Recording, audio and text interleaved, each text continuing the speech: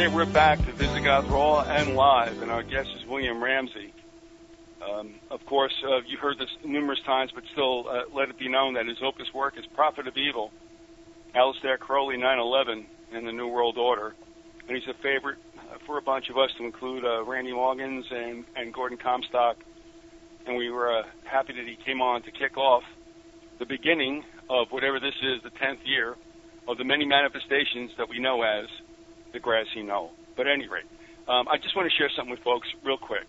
I don't know, just as an icebreaker, something to consider, because as much as William and I are talking about life, and you still have to live it, you know what I mean? No matter what's going on out there, now how nuts it is, how bad it was perhaps in the ghettos in Warsaw, and we can only, yes, you got to go on every day. There's got to be something you can extract from the day as something worth living for, because you're not going this way again. And, I mean, excuse me for this. I just think it's just one of these things I have to share with you. Excuse me. I listen to WCBS 880 AM out of New York on the street. It's all news radio. And I heard this very early this morning because I couldn't sleep, like 5 o'clock in the morning. And I just want to share this with you. This is like one of these things like, here's the bad news, here's the good news. Okay? It says, SUV falls from upper level of FDR Drive. Slams into cab below. Let me just sum this up. An SUV with 7 people, 8 people, was on an elevated section at 3 a.m. in the morning on the FDR at a point where it goes up around 23rd, and I know this area well. Now, what happens is somebody's out there attending to a car off on the side, and here's this noise. This SUV comes toppling over from the elevated roadway at least 15 feet to the roadway below, lands upside down but on a cab who had no fare. Here's the story. This is not good that you would flip off an elevated roadway with however many people in an SUV. If you hit the pavement, you're probably all dead. Forget your seatbelts. Well, this hit the passenger side of a cab and broke the fall so that the SUV rolled off the cab and righted itself on its wheels. The cabbie had no fare. You get where I'm going with this? No. So, well, my point is, here's the bad news. Oh, this SUV is going over with all 7 of us, and it's not going to be good. The good news is we hit a cab, roof to roof, and we don't get the real bad blunt trauma. We flip over and land upright on the wheels. And the bonus is the cabbie had no fare. Well, that's good news, I guess. But when I hear this stuff, I'm like, I mean, what are the odds that could have all happened in that way? Anyway, nobody's died yet, and everybody can walk away. My point, I guess, in saying this is that life is very random. Crazy things happen, and some people walk away, and some people don't. So, at any rate, forgive me for doing... Huh? No, you're right.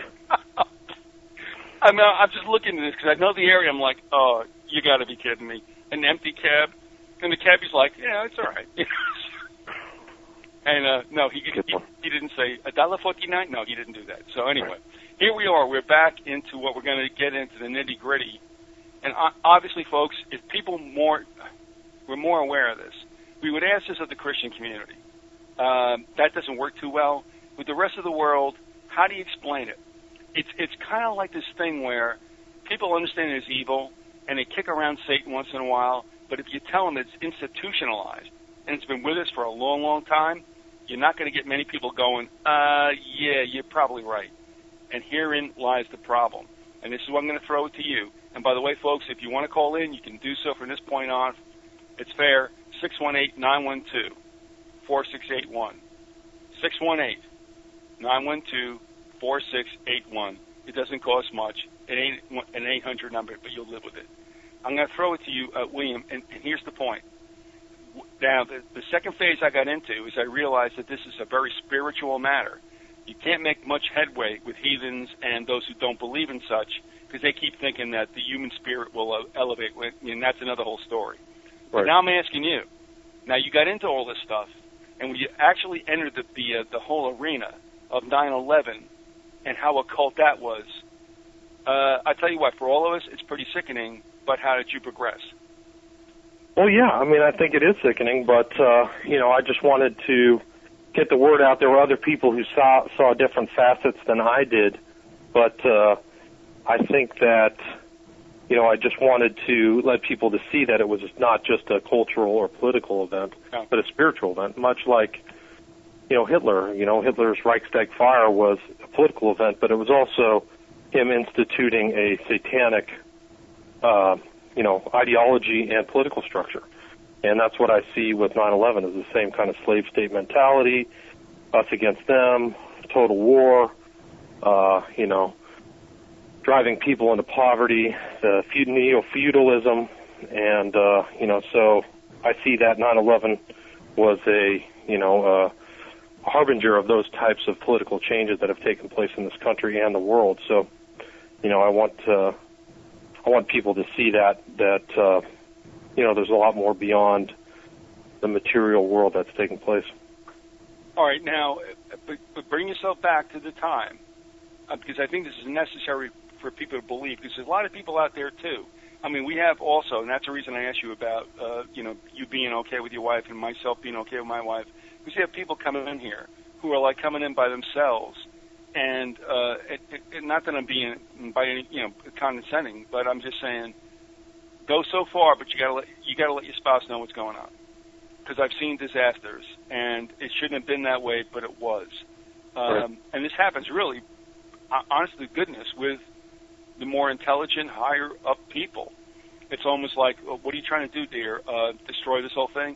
And I also don't want to make it a male entry type of thing.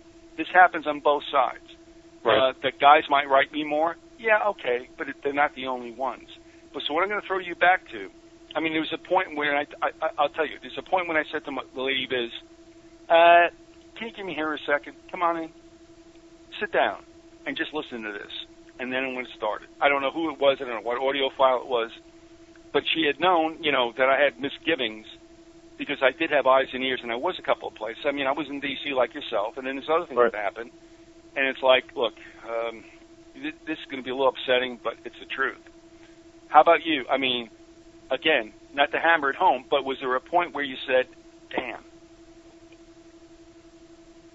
Well, I think that, she had known my personality and that I was a reader and that I would consider, sources and confirm and look for proof and evidence. So, right. I think it was more gradual, and I don't think I think that she would prefer if I never looked at anything, but it's bothered me, and, it's troubling. When you have a political system that's evil and gone sour, it's disturbing and it's bad, and especially when it has an effect upon what you want your country to be and your society to be, So I think that she, in one sense, would wish that it never happened, and I think in another sense, she sees that me raising other people's awareness is positive, and that people should take comfort in the fact that this is happening by design, that it isn't, some kind of, it's just happening. It's not just happening. These are concerted efforts to,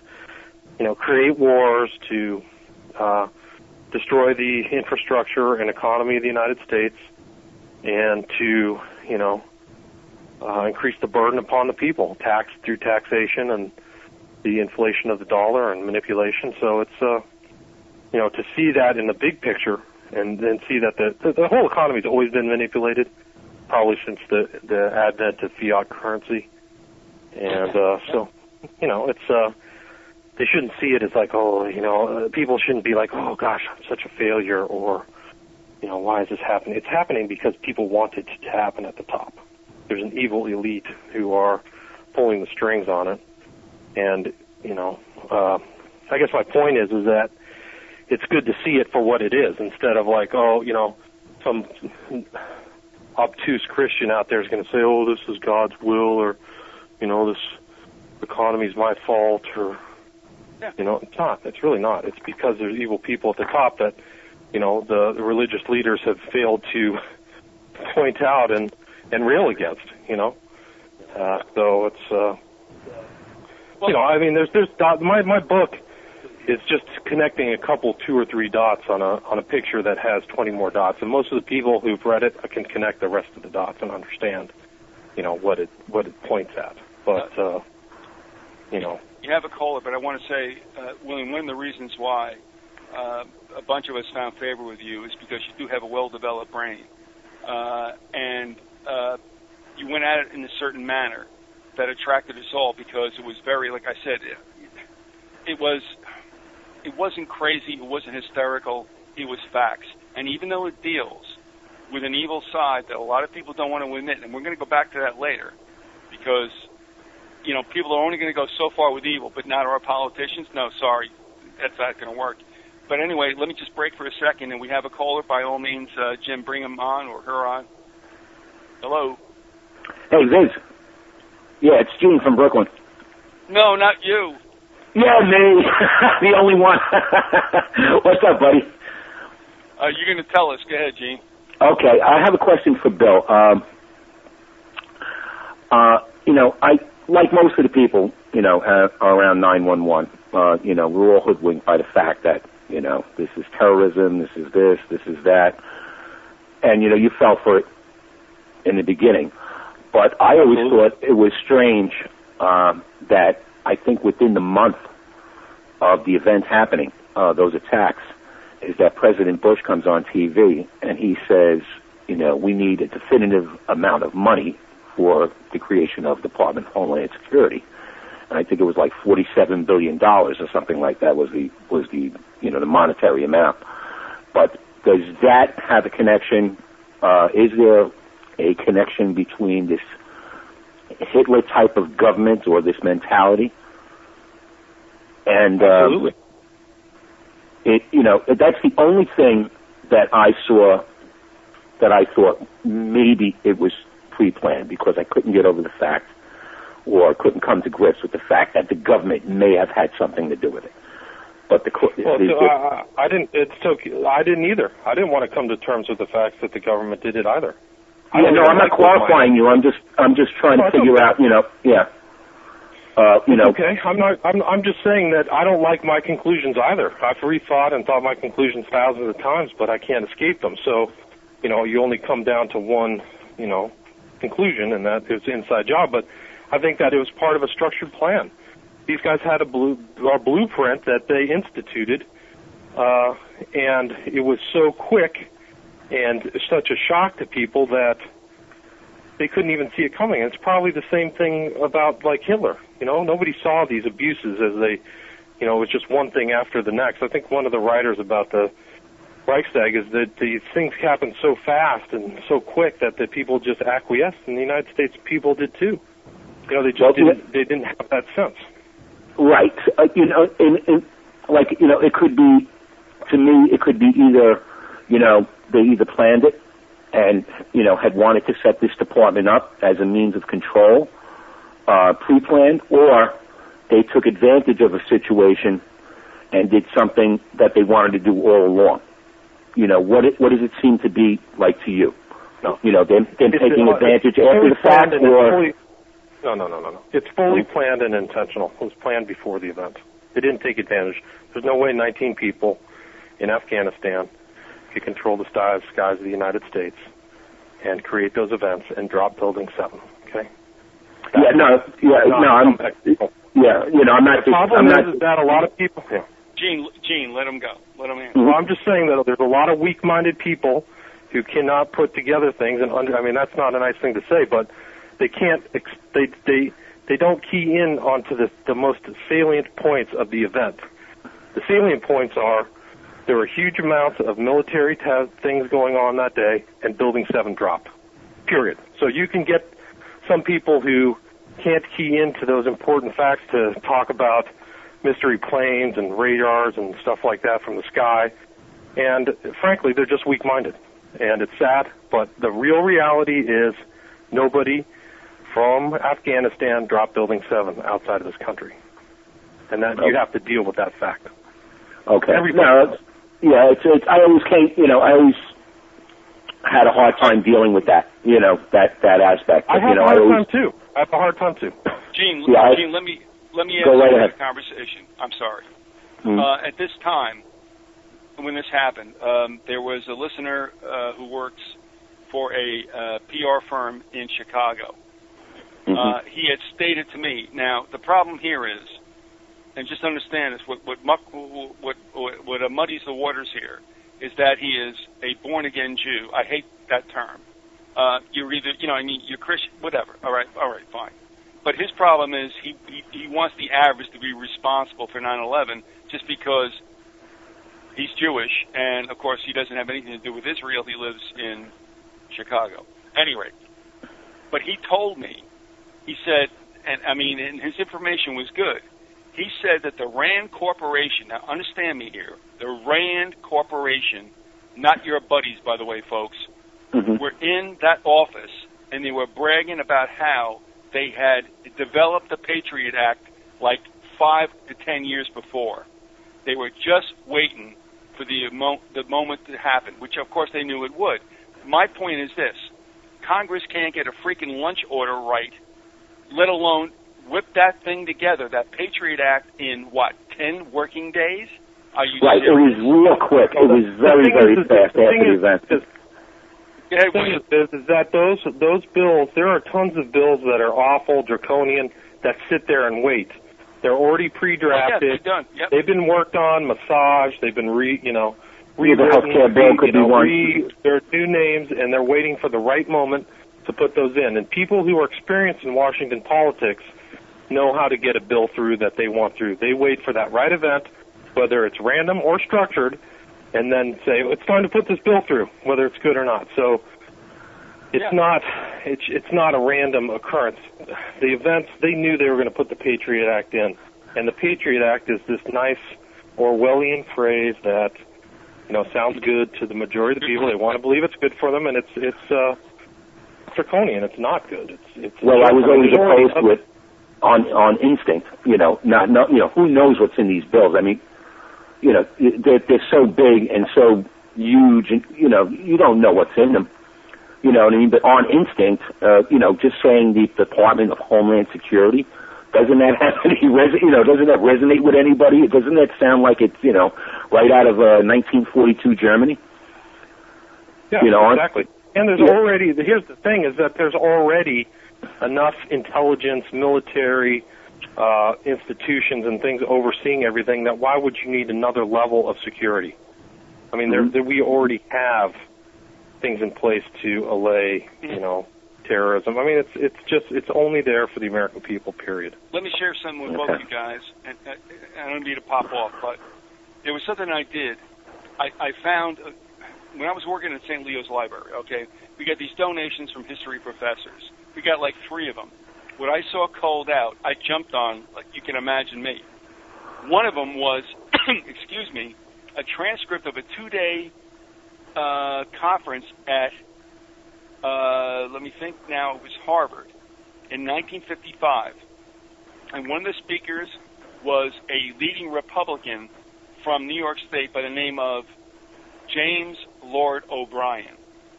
And he gave a speech, and it would knock your socks off. I've done a show about this. I've done another show about this, and I'll put this audio back up again. That gentleman understood exactly what was going on, and he warned everybody about giving up your supposed liberties for the promise of security. Oh, man, is that right? Now, here's another thing. There was something that was passed called the McCarran Act, also known as the Internal Security Act, around, I'm thinking 1954. That sucker was worse than the Patriot Act because it was so vague. You could bring anybody else you wanted to, but remember what was going on at that time. We weren't worried about Islamic boogeymen then. We were worried about the cursed Red Menace, and that's what they were going at. Thank God. Look, you know what happened with Hollywood and that whole witch hunt thing, and it happened in other industries as well. But thank God that Internal Security Act didn't actually get enacted because it was nastier than the Patriot Act. The reason I'm bringing this up is that this country and that blessed gentleman, O'Brien, knew what was going on. He knew where government was tilting toward because they were moved by something else. And what was going on was the constriction of all freedoms. It comes down to what Louis Brandeis said, who was also no favorite of ours. He said the most sacred right in America is the right to be left alone. Now you figure out whether that's happened or not, and I'm out. No. No, I mean, yeah. They've been at this for a while. They've been at it for 50 freaking years, since World War II, and now they're really drawing the noose close to us, and these idiots that we live with are like, oh, do whatever you have to do. Yeah, okay, do whatever you have to do. Sorry. Gino, you still there? Yeah, I am. As a matter of, I referred to you, you referred to the McCarran Act, but I read an autobiography of Harry Truman where he states that he passed the National Security Act in 1947. And yeah, we went through that, yeah. Right. I'm surprised you didn't hear that, because he called it that he eventually called it the biggest mistake of his presidency. And yeah, those guys can say whatever they want after the fact. You know, you already did it to us, man. You know, It's like, yeah, sorry doesn't cut it. But that's when he made. Now we talked about that, or we emailed about that. That's when he did what? He changed something over. Was it the CIA? Right. In other words, the OSS became the CIA. The NSA was created, and as a matter of fact, from what I remember, I read it quite some time ago, is that presidents can't even read what's in that act. Nobody can. You know what I mean? And it says it tramples the Constitution. I forget where else I read it. It might have been referred to maybe in a book called The Secret Team, or one of those types of books. Fletcher Prouty wrote a book like that, and this has been done, before. And they just keep doing the same things over and over again. But we already, and people are saying, like I said to myself when they created Homeland Security, I'm saying, well, we already got the National Security Act, and we don't know what that is exactly, except that it created these new intelligence agencies, and that the presidents can't read it. So, and people have said that it tramples the Constitution, which I now know that doesn't mean a frickin' thing to us. Where does this lend towards the occult as well? That's another thing that I would like to know. All right, that's a good question. We're going to bring Bill back into this, and it's something that's going to be hard for a lot of people to swallow, and that's the one thing I did want to go back into. So honestly, thank you for bringing that up, Gene. And that is, Bill, here's the point. Can you go to Christians with this? Can you go to the world with this? I mean, we're dealing with something that's absolutely freaking satanic, but that doesn't fly with almost anybody. Well, then the Christians who are what comprise the Christians and the Muslims don't believe what they read. That's simple. But, they don't believe what they read? No, because the whole New Testament talks about the devil, and it's quoted by their Messiah, and he uses the term many times, and they cast out devils, and there's talks about Satan. He was tempted by the devil. There is the same thing within, the Muslim tradition, and even the Old Testament has these, spiritual events. So, All right, but let's go to a bigger scope, though, too. I mean, think about what this really means. I mean, we all look, Christians and otherwise, and this is what drives me nuts. We all sit there, and we hear about God and all that other stuff, and we have, and this has happened, Bill, there's been this manufactured connection between Jehovah after Christ's death and resurrection, excuse me, and government. Like, God said, okay, hey, all you guys get this. If you're really Christian, go to the United States because that's really cool. That's baloney. So now, let me just start there. I know that's an abrasive thing to say, but it's like there is no connection between secular government and the Lord, especially in the New Covenant, and yet we're dealing with all this stuff, and even Christians will admit that that's true, and yet they won't look at the satanic side of the fact of what's running this country. Yeah, well, there's been very few governments that have been truly inspired by the doctrines of God, and that's an unfortunate reality, but typically it's not that way. And I think, maybe originally with the founders, the colonists, they had a more Christian view, more communalistic, original Christian kind of approach to daily life. But, it certainly isn't that way anymore in this country. Well, all right, if we could, if this is time to do that, I don't know if you want to go there or not, but you see, here's my problem. This country was the produce of an investment by the Crown, and that's what begat all these places. Right. Okay, I get it. Pilgrims went to, Massachusetts. I understand all that stuff, Puritans. But you know what? That really wasn't the deal. If you take a look at anything south of them, it was all about business. And so this idea about, they were all Protestants at that time, I'm okay with that. I mean, I don't care. But the thing is, the government did not act as you would expect a Christian, whatever, government to be. And that's when I get into this thing about, all right, now tell me exactly where Jehovah said this was cool. I know that's very vague and stuff, but I'm going to ask you to hit it. Yeah, I don't know. It's a tough one. I think that there is it's interesting that with the expansion of all these colonialism and everything like that, and it includes, we were once colonists, the United States. Yeah. But the colonists, the religious Christian colonists, also went to other countries, India, China, and there was always this, Christian thing, but they always brought business with them. And, even the same thing in this country. So I forgot what the book, I think it might be Weber's, The Protestant Work Ethic. Anyway, I can't remember the book, but there's a tie there that,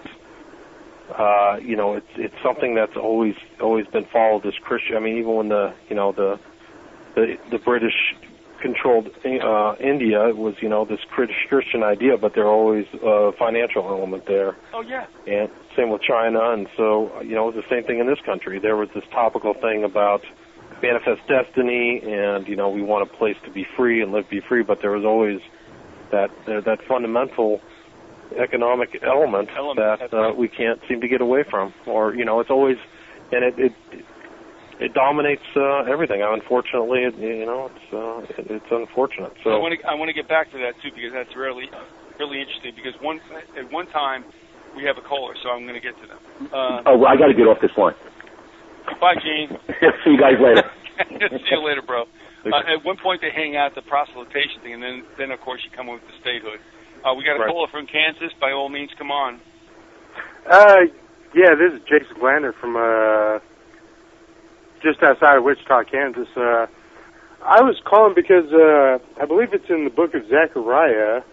It speaks of a passage where it instructs the children of Israel, or the daughters of Israel, to separate themselves from the children of Babylon because they're spoiled by their servants. And I didn't exactly have the quote in front of me right now, but I read that, around about the time just shortly after the passage of the act that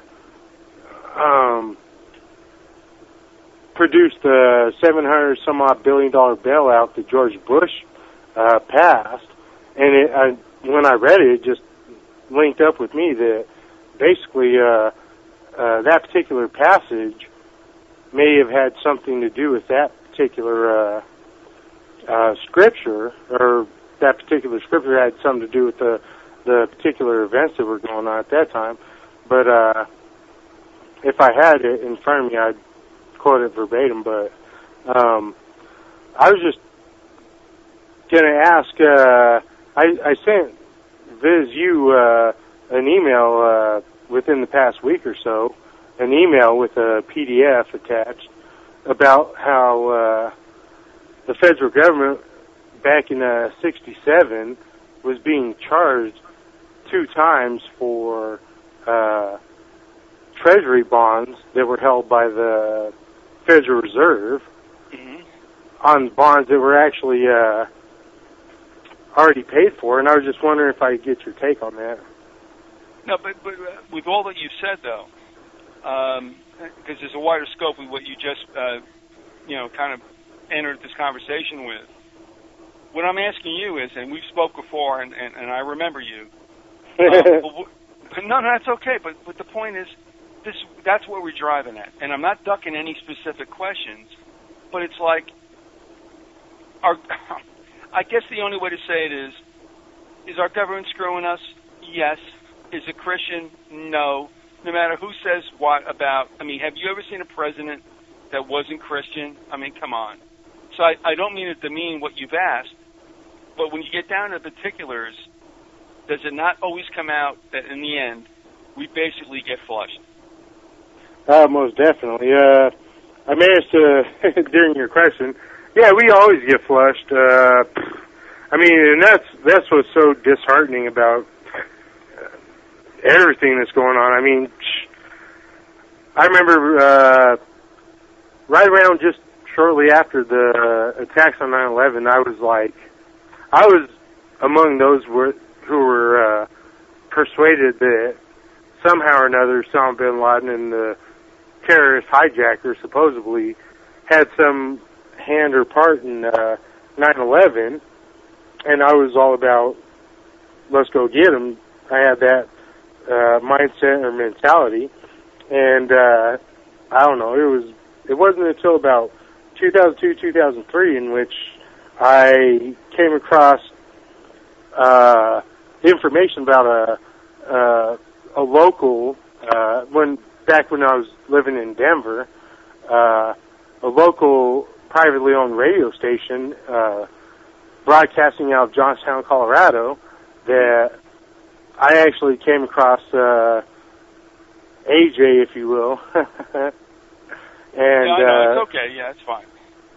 I was just like, and basically that's what woke me up and everything. And it was just like, and from that point on, I've been delving into to the best of my ability, because I'm not a learned scholarly type as some may be, but I happen to coast my way through high school to the point where I dropped out before I actually obtained a diploma, but I went and got my GED. But a lot of this stuff is so, I just don't get it, because most of the people that I speak with or have spoke with in the past. All right, let me ask you this. Do you still vote? Oh, hell no. I actually, as a matter of fact, hell no. Hell no. Just to clarify my position, about 2007, I sent a scathing letter to the voters registration office out in Colorado, in the county that I was registered, requesting or demanding my name be removed from the voter registration rolls, because I didn't want to participate with the fraud and the scam being perpetrated against the American people. And so I don't even remember receiving a letter of acknowledgement from them. No, you won't. No.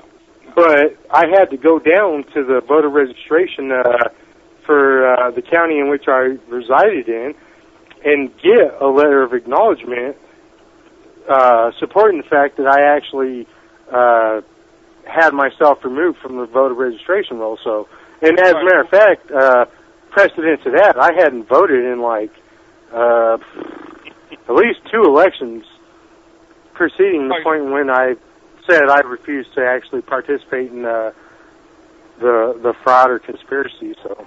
All right, listen, we thank you for listening, but I would ask you also, is there a pointed question you want to ask Bill? Because I don't, you and I have talked before. I got no problem with that whatsoever. But for the sake of at least addressing something to Bill while he's here, because I'll be here always. He won't. Do you have anything you want to ask Bill?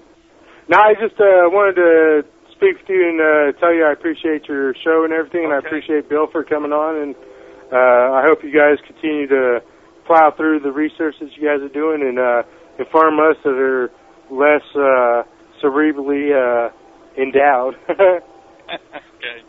Thank you. Appreciate it. Thank you. Thanks. All right, bro. Good night.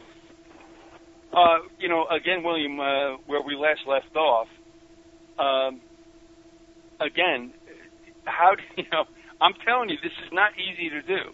You got a whole thing with Christians, and they don't get it because they've been tied into this thing about, and we were talking about this a bit before, and I know you were trying to get out of there real quick. My point is this.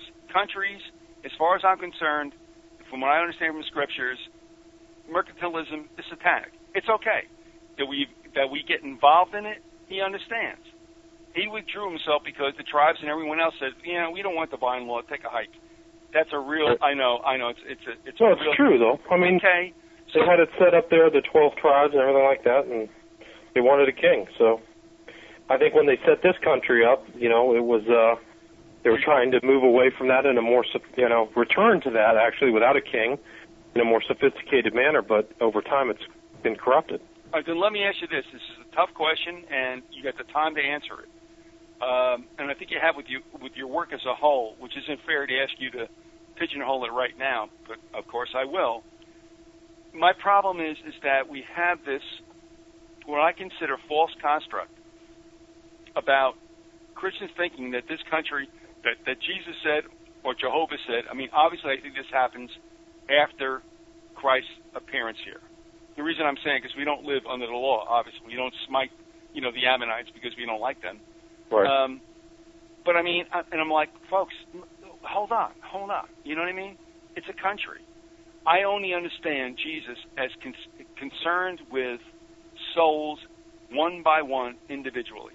This bit about, this nation has to repent. This nation's not going to repent. There's not a nation. Individual, yeah. I mean, there's not a nation on the world. And let's get to Israel also.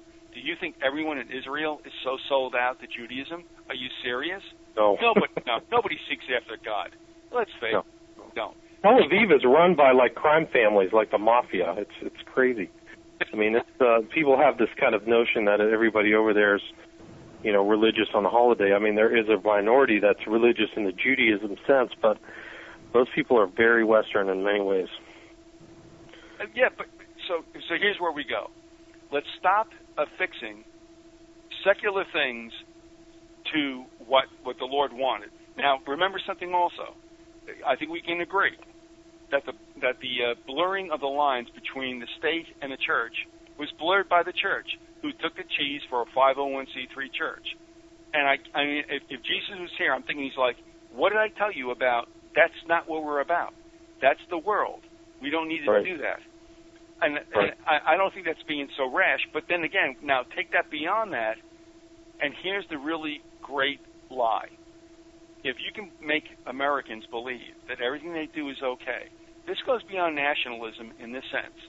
If you think you've got it spiritually backed by God, this is nationalism on steroids. I mean, this is like whatever we do, it's okay. And I'm thinking about this, and I'm like, this is a recipe for disaster. So here we are at a very pivotal time. People aren't liking what's going on in the country, blah, blah, blah. We're looking for someone to blame. All right, now I can hear, where I'm going with this, so I need not explain more. Go with it. Well, I don't know. I mean, the Germans had Gott mit uns, God with us, as they went over and ravaged and killed millions of people. So, I don't see a lot of difference here. I think that people can be led to believe all kinds of stuff. I don't know where that jives with the Bible, that you go kill, lie about it, killing a bunch of innocent women and children in Iraq. I don't understand that. So, I think that the people who run the country are extremely cynical and are not afraid to pervert or, misuse Christianity to further their aims, unfortunately. And I think the Christian church, and this is a general, are more than willing to go along with them without challenging them. And, they're, like in Nazi Germany, there were huge battles within the German Christian church with the Catholics and non-Catholics. I mean, everybody was fighting about what to do. And the Pope Pius was a go-along person who didn't complain about the satanic abuses of Hitler. But there were some people who actually stood up. Bonhoeffer, rescued Jews. Niemöller went to the concentration camp.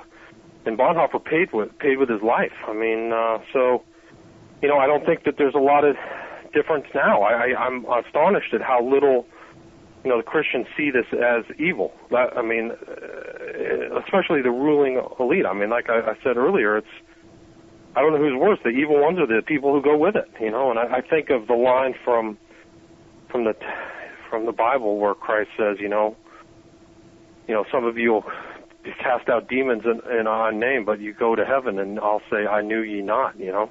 So there's a tough standard there, and I can't remember that exact line in Scripture, but it's there somewhere. Yeah. No, and again, this is honestly, this is the toughest element that we're ever going to come into. Now, for those who aren't Christian or say they're Christian or whatever, there's another whole level out there. They believe this is all on a secular level, and they usually believe in the, I guess, enduring spirit of humankind to rise above. I do not subscribe to that, and I think there's probably millennia of history to say, that's not working. But the point that I'm concerned with also is that, so here you are, I'm not going to lump you in with me necessarily, but I think we're trying to talk to people and saying, look, for Christians, understand that this has been prophesied, and get off CNN, ABC, NBC, and all this other crap, and just stop and take, all right. So let me stop right there. Those are all just absolute controlled lies and nonsense. Well, but you see, that's the point. And I mean, I don't like to say this stuff because it's personal, but I mean, my father-in-law, I'm sitting there, and he's all over like, what, Fox? Why? Well, what do they say they are? Fair and balanced. Was it the most trusted name in news or most powerful name in news? Fair and balanced. Yeah, why? Because they said so? And I looked at him, and that actually is the last conversation we've had in 2 years. I mean, no, I'm not mocking anybody, but it's like, come on, man, have a clue. I mean, did anybody? It's a slogan. It's like it's a Naziistic, Stalinistic slogan. How can you buy that? Why? What makes it trusted? Why is it even news? I mean, it's. Let me ask you this. Let me get your take on this. As we're going down, we got about 15 minutes left, and if folks, you want to call in now. Do it now. Here's what I want to ask you also. I'm thinking to myself, how much the powers of evil have to be absolutely kicking their heels in the air and been laughing their asses off since the inception of TV. I won't say anything more. Your take on that? Yeah, I mean, I think it's a powerful medium. It's puts you in a passive state, and it flashes, and it's incredibly powerful, and it's an incredibly powerful medium of control. And I think that there's a reason why the Chinese government wanted every person in China to have a television, to keep them pacified and easy and malleable. You know, if you watch 5 hours of TV, you're getting state propaganda and corporate propaganda. A lot of people oversee the fact that they're watching maybe 20 minutes of corporate propaganda an hour if you're watching a TV show. Hopefully you can scan through all that stuff, but you're being bored. It's a form of mind control. It's not the putting a chip in your head type, but it's they're conditioning you and doing it passively. So it's very dangerous, much more dangerous than people consider. Crowley has come and gone, as far as we know, and you did a lot of work on him, and you extrapolated that into what has happened since, and also most markedly with 9/11 and the towers collapses. What I want to know from you is, Crowley may have come and gone, but that, I think, spirit does not die with him, and it continues. And just give me your take on the research you've done, and also your own spiritual belief about how that has continued from his demise, in at least in earth, in a bodily sense, and what took place on 9/11/2001. Well, I just saw, I saw Crowley as a nexus point for all occultism. I mean, he drew on the past. He drew on all the big writers from Blavatsky and Eliphas Levi and, all these other people the Golden Dawn, created his own system, distilled all that information, wrote voluminously, and left a repository for other people to use as a foundation to push the torch of Lucifer forward. And when he died in 47, there were other people there to pick up that torch. And one of them was Timothy Leary. The other is L. Ron Hubbard. Those are more notable. There's lesser evil lights. And clearly, the people who instituted 9/11, for me, are also carrying that torch. And, it's... Hitler was influenced by, he knew J.F.C. Fuller, who wrote a book about Crowley. So there's really no, it's not like 7 degrees of separation. It's 2 degrees of separation from Crowley to J.F.C. Fuller, who's a notable figure in his own right, and Adolf Hitler. And they all had contempt for Christianity. So they saw themselves within that same cosmology of the New Testament and the Old Testament, which is, the simple battle between good and evil, and what's good and what's evil. It's maybe a question that's been taken out of our public discourse intentionally. And, so I see 9/11 as within the continuum or construct of not only a historical current that is an undercurrent that has come to the surface, but also within the context of prophecy and, biblical end times material. It is the beginning of the third millennium. And it's a time right now of transportation and communications where that ancient dream, as George W. Bush said, the ancient dream of global control is within view. And a lot of people don't know that quote from Bush. They know his quote of the New World Order, but, he did say it was part of an ancient dream, the desire for a New World Order. So, William, I'm about to rebroadcast an audio I did a long time ago. I'm saying like, 04 or something like that, where I just wanted to get an audio from a lecture given by a Dean, Anne Marine Slaughter, who comes from the Woodrow Wilson School of Government in Princeton. She gave a speech at the Texas Law School at Austin. And it was amazing to listen to this, because she had written a book, right out in your face, New World Order. No problem about it. And she went out there and she popped off everything. And I think I'm going to run it because I think people should understand it, that that's the menu. Now, what happened was, and I don't know if I continued the audio, I may not have, but when they got to the Q&A, everybody, threw up softball questions, and she fielded them. But there was some guy, I had to laugh because his posture in the seat was slung back, arms over the backs of other seats, like he ain't buying this. And he asked her something, and she brushed. And then she said, well, it's only in the planning stage. Now, here's where I'm going with this. Every time you hear, or if they mean it or not, seep out, stuff that people are like, whoa, wait a second. I always hear time and time again, well, it's only in the planning stage. Well, look, honey, you're not planning it not to do it. And that's the kind of insidious stuff that I hear. But here's where I'm going to go with you. A lot of people who have asked me, well, what are we going to do? And I just said, well, basically, okay, now, let's face it, accept Jesus Christ as Savior. Fine. And or, look, you got to live your life. You can't beat this thing. It's too far gone. And I'm not trying to be a pessimist. And William, you're going to give me your take on it. It's do you understand what you're up against? This thing is crazy. And I'll give it over to you. Well, yeah. I don't know. It's a tough one. Do you fight it? Do you resist it? Do you, I guess everybody has their own choice and option. I don't know. Each individual may be different, but I think that the first step is to be aware and understand the contours of the program, and then make your decision. One of the best things to do is, and that's an intrigue that is constant theme throughout the Bible, is come out of Babylon, and that is why take part in it.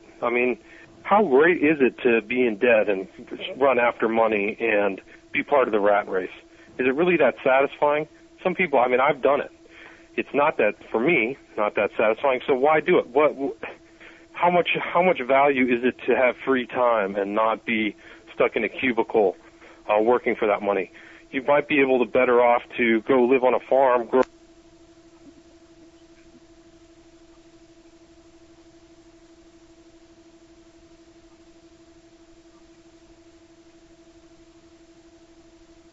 like a slave system or debt slavery.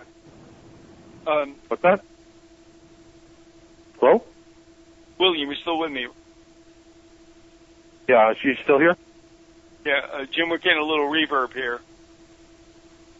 Yeah, anyway, so, it's just something to be aware of and avoid. All right, hold on. Let him clear it up.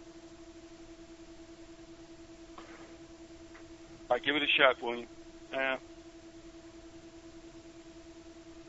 All right. Well, all I'm saying is that it's a good time to reconsider, reappraise yourself, and always be wary and watch and, come out of Babylon, I guess. All right, William, look, thanks for being with us. I appreciate it. You look like we're having a bit of a problem, but I'm going to let you go. Okay. Well, and listen, thanks for being with us, and we're going to talk to you again. Okay, thanks. Thanks for having me. Good night, William.